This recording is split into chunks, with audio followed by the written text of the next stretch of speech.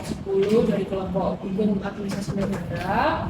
Di sini kami ingin menggenapi atau membuat tugas akhir terkait hasil observasi yang telah kami lakukan di PT TUN Surabaya. Nah, adapun yang kami ambil yaitu terkait kepegawaian, sehingga untuk awal-awal ini mungkin kami memperkenalkan diri terlebih dahulu. Mungkin dimulai dengan saya. Nama saya Indira Musepria Ningrum, ya, dengan NIM 240406077421. Saya dari kelas 2024 F. Lalu teman saya. Hai, kemudian saya Nurul Fautelia dengan akhir NIM 230 dan selamat tentunya dari kelas 2024 F.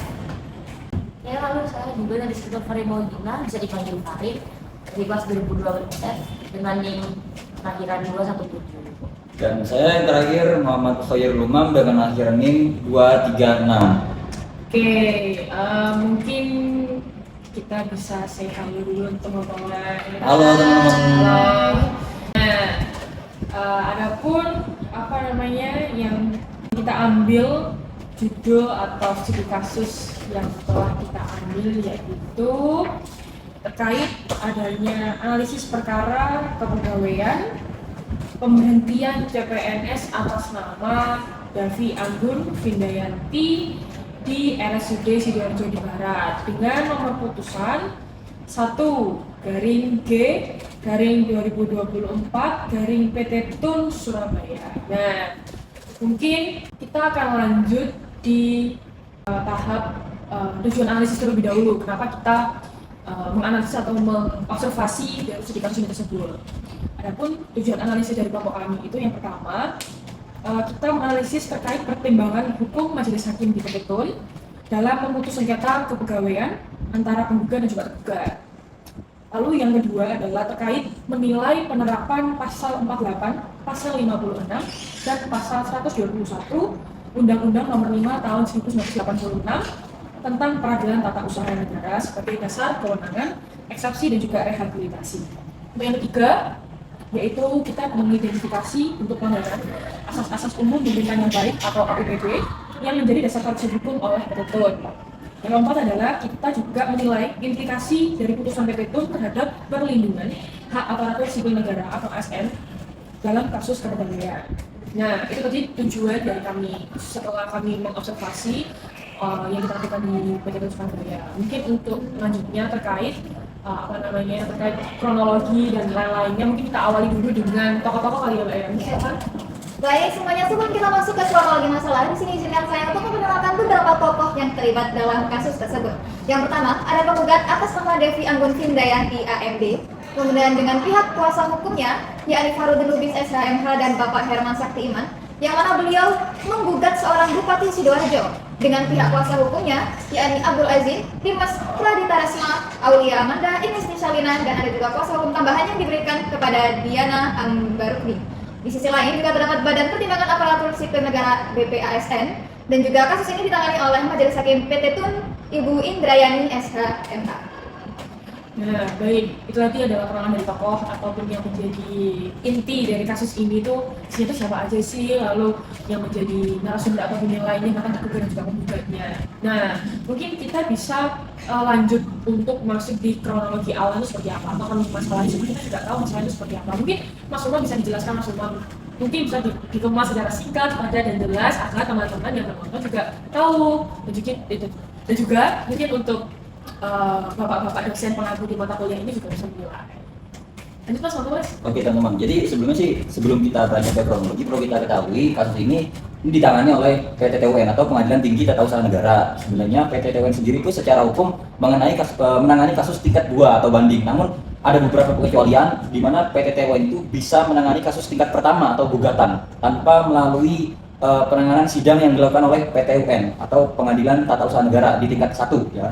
Di antaranya yaitu kasus pemberhentian CPNS atau pemberhentian PNS secara hormat ataupun secara tidak hormat, namun dengan syarat dilalui pengajuan banding oleh penggugat kepada Badan Pertimbangan Aparatur Sipil Negara atau BPASN. Nah, dalam hal ini, dalam kasus ini, saudari Davi itu telah mengajukan syarat ya, artinya telah memenuhi syarat formil untuk bisa mengajukan gugatan langsung ke PT TUN tanpa melalui PT UN terlebih dahulu.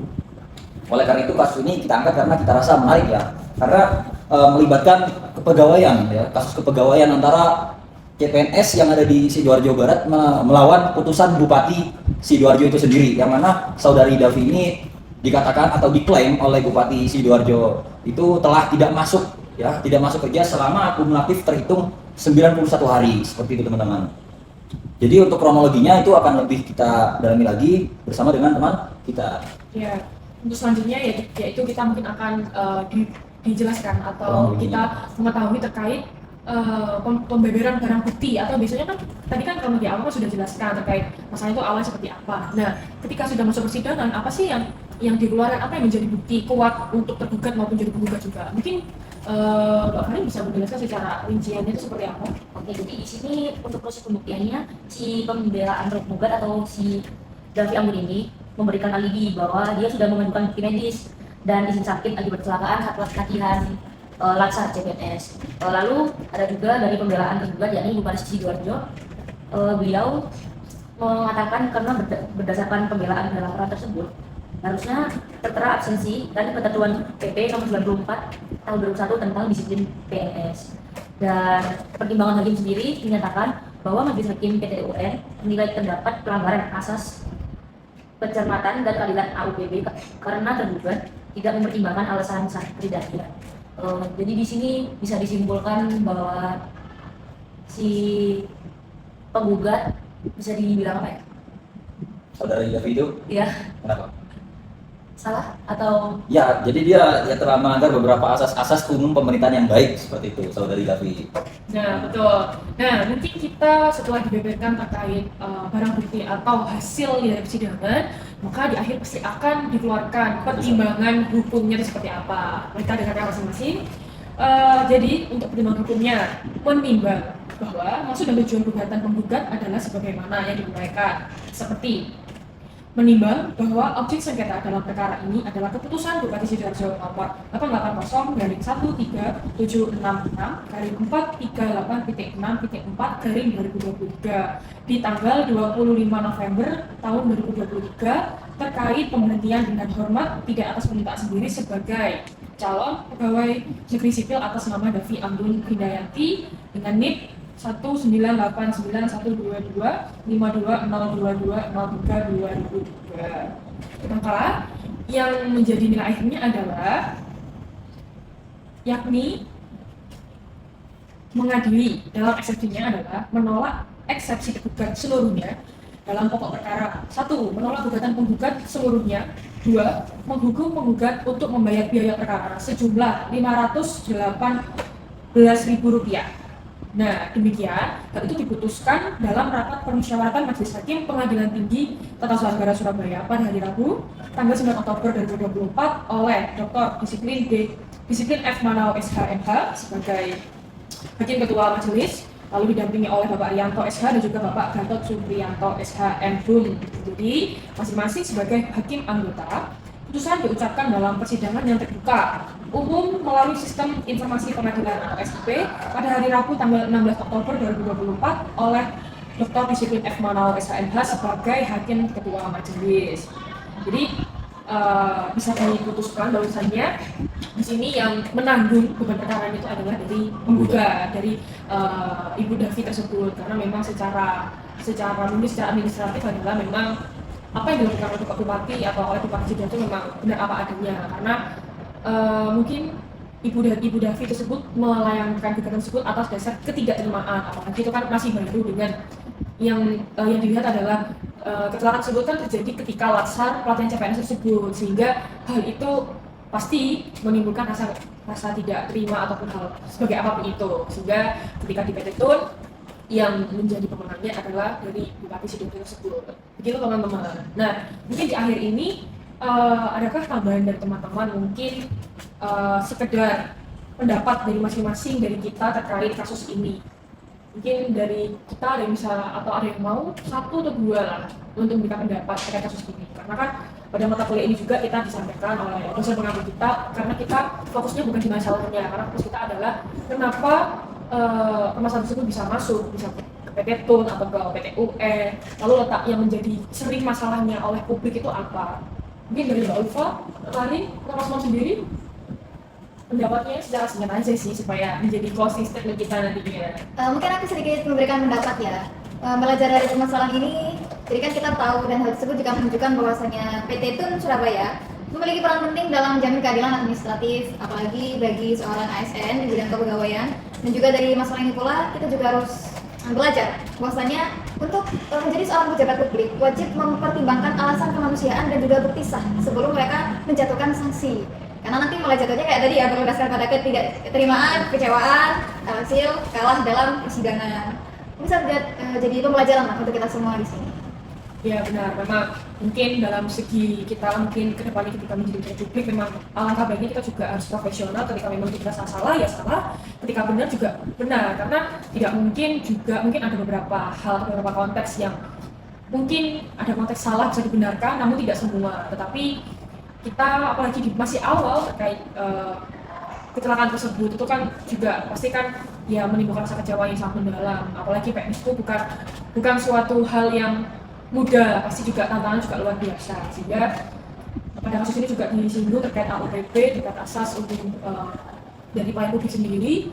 Jadi kita juga harus bisa lah menjaga, kalau memang itu memang dirasa urgent atau memang sangat darurat, ya bisa aja kita bisa lapor ke pimpinan yang tertinggi untuk alternatif kita ini gimana, kenapa, supaya tidak ada miss, apalagi sampai tercatat tidak masuk dengan catatan 91 hari yang dimana kalau dalam hitungan bulan itu kurang lebih 3 bulan, karena kan tidak mungkin sekali ketika 3 bulan tidak masuk itu tidak ada pemberitahuan. Biasanya kita juga tahu dalam segi cuti atau dalam segi izin itu pun juga tertulis dalam undang-undang juga ada peraturannya, baik tentang cuti kerja, cuti melahirkan, itu kan sudah tertera jelas. Sehingga ketika kita bisa mampu berkomunikasi dengan atasan secara baik dan secara benar, itu juga akan mengerti dan bahkan dibantu, tidak ada mispersepsi atau miskomunikasi antara bawahan, staf, anggota lainnya terhadap pimpinan teratas. Begitu teman-teman. Ini ada lagi posisi statement lagi mungkin dari Mas Umar sudah? Sudah Berdasarkan dari Pak Indra semua. Oke, jadi begitu. Mungkin ada pun kasus ini yang telah kami ambil dengan runtutan masalah yang ada, kami juga sudah kita tidak berdasarkan hanya hasil putusan saja, tapi kami juga berdasarkan kami juga tanya ke PT TUN, dijelaskan oleh Pak Hakim yang menerima kami pada saat itu, mungkin bisa dilihat dokumentasinya di masalah ini. Jadi kita memang dijamin dengan baik dengan beliau, sehingga kita tahu awal kronologi masalah di PT TUN, bahkan di POS itu seperti apa.